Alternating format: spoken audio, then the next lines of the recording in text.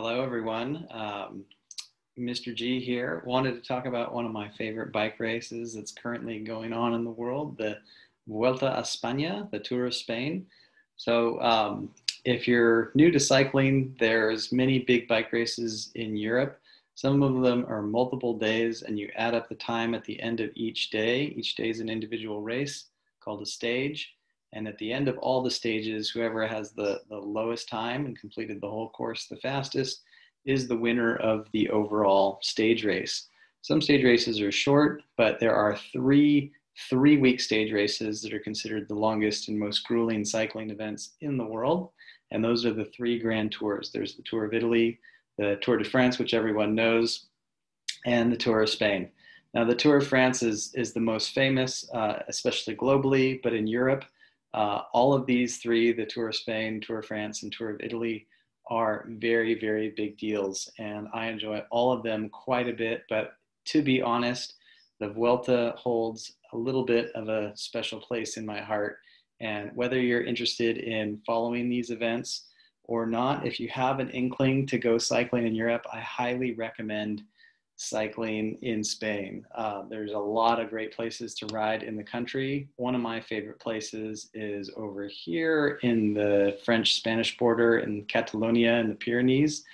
And you'll notice this is a route map of the Tour of Spain. They didn't do that this year, which is rare. They usually have at least a couple stages in the Pyrenees, and sometimes they're going over the border and doing some of the climbs that are traditionally Tour de France climbs. And the Tour de France goes over into Spain and does some of the Vuelta climbs. So they're kind of interchangeable. I've actually seen the Vuelta live. It's the only Grand Tour that I saw live, and I saw it on French soil where I was doing a yoga retreat, and it happened to be passing by the retreat center just about 3 miles down the road. So I went and I saw it, and it was pretty cool because it's the one time an American has won. The American Chris Horner became the first American to win the Tour of Spain that year, and he took the lead in the Pyrenees, not the day I saw, but the day after, back on Spanish soil. And he was the oldest Grand Tour winner of all time, and currently still is to date. At 41 years of age, he won his first and only Grand Tour at the Vuelta a España. So anyway, check out Spain, consider going to the border, checking out French and Spanish Pyrenees. But let's take a look at this map here for a bit, and I'll talk about the stages that have happened and then the exciting ones that are still to come and offer a few predictions. So it started in the Burgos region. The race is getting down to the last week, and now they just did a stage here, right? And this is like 2 weeks in, but they started here, not far from there, and they made their way south, and they did a mountaintop finish pretty quickly at the Pico Blanco. Yeah, this was like the third stage or something like that. I guess they started here, did a couple routes, and then did a mountain stage. And then as you can see, they do some transfers. So they made their way to central Spain pretty quickly, did some long stages, did some transfers, made their way along the coast, kind of near the Valencia region, which is also, I've never been, but it's supposed to be an amazing place to ride. If you do ever go to Spain in the winter, if you're down along here on the Mediterranean coast in the more southern part, they actually have a tremendous amount of sun, and you might end up, you want to pack winter clothes, but you might end up being riding in your summer outfit, even like in December, just because they have so little rain and so much sunshine.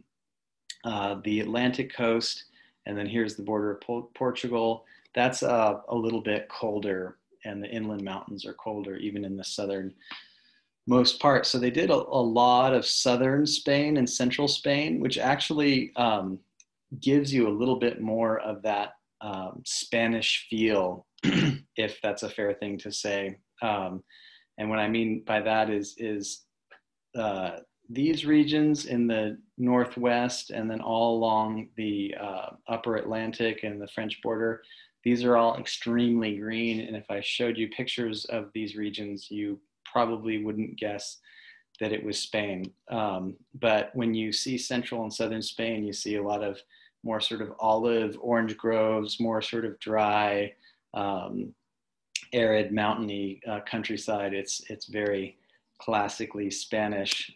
They did a climb that I thought was pretty amazing, called the Velofique.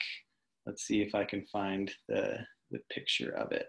Okay, yeah. So they call this the Alpe d'Huez, or the Stelvio of Spain. They did a climb maybe 5 days ago that finished on top of this mountain, and it has 20 hairpins. And as you can see, it's very dry, but then there's also, it goes up to altitude, so there's a lot of pine forest.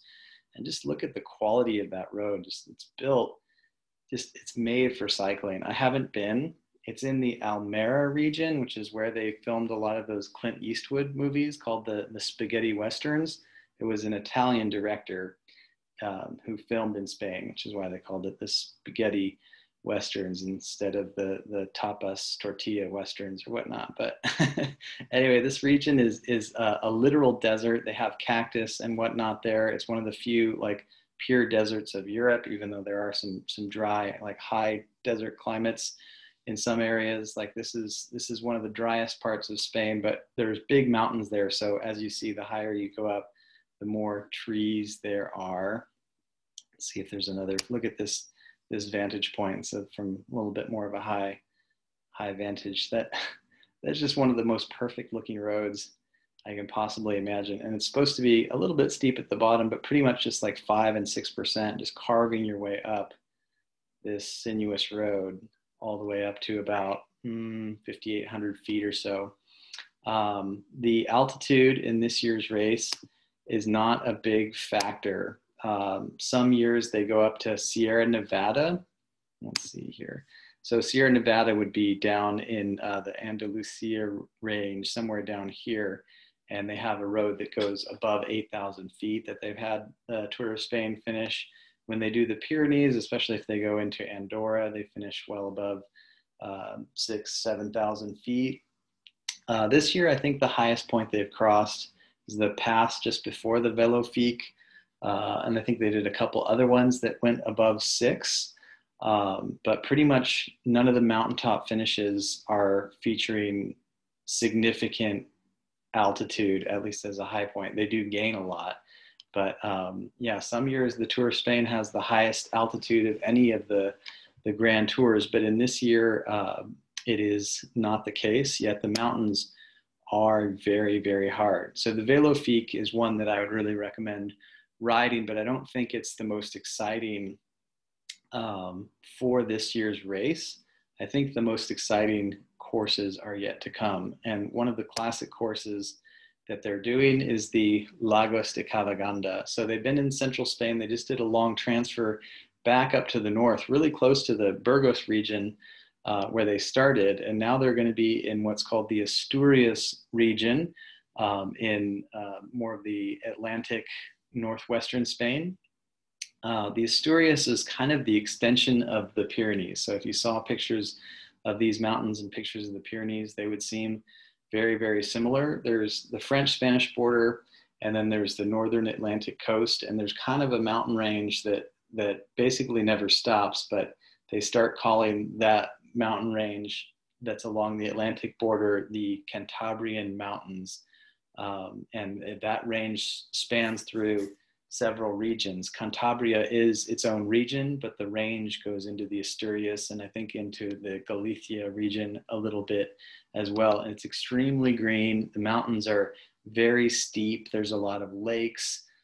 It's again, not what I would classify as what you think of as Spain, but that's only because we are familiar with, you know, sort of typical pictures of the drier, more sort of Mediterranean, olivey, orange lemon tree lined hills and coast of more central and southern Spain. So northern Spain is basically my favorite, especially in the summer.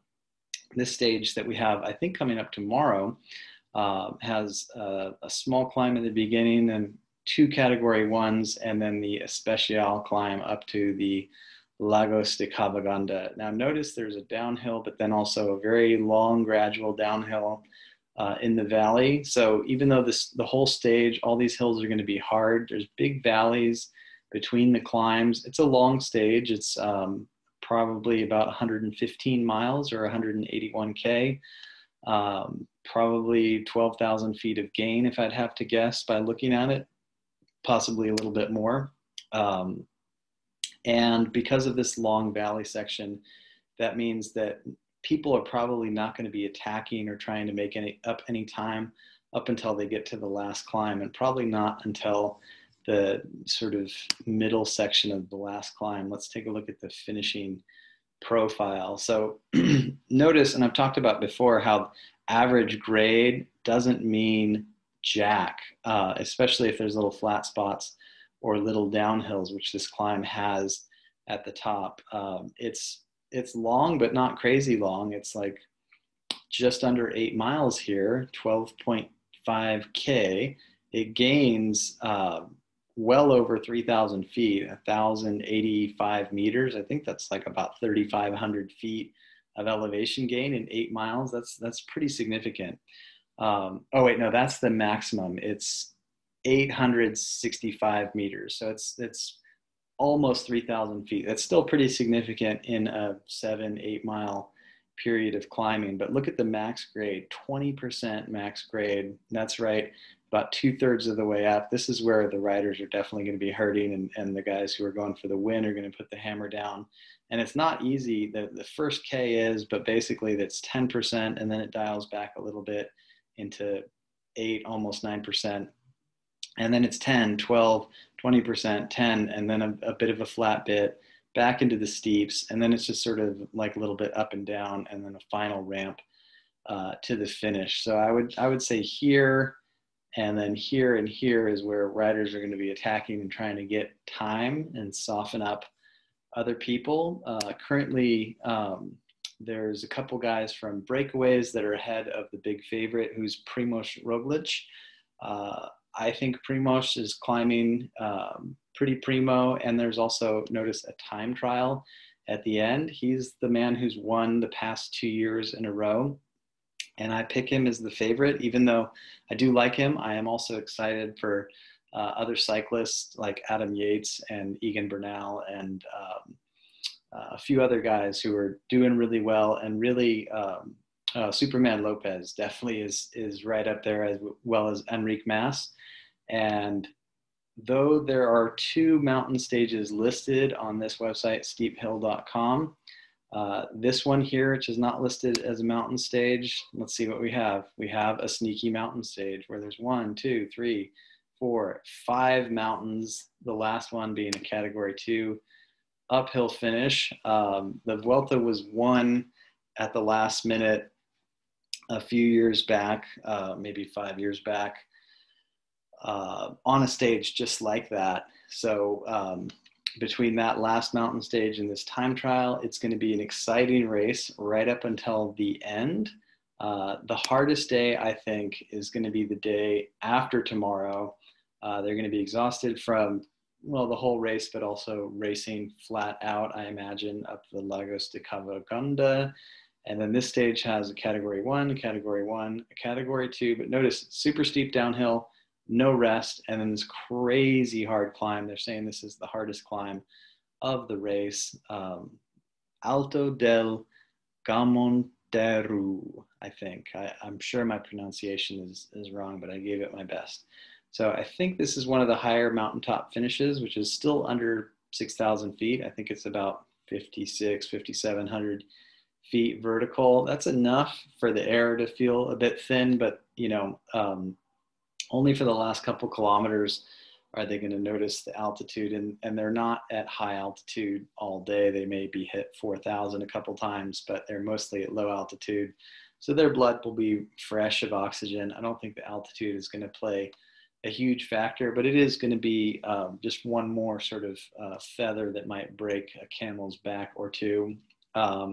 This climb is supposed to be 10% average the whole way. I'm not sure if it lists the finishing grade here, but it's a beast, and it's got concrete that's got like some slices in it at the steepest portions at the end, which is good for traction for vehicles, but it totally kills the momentum of cycling. It really reminds me of the Bolo de Mundo climb above Madrid, which is a very steep 10% average.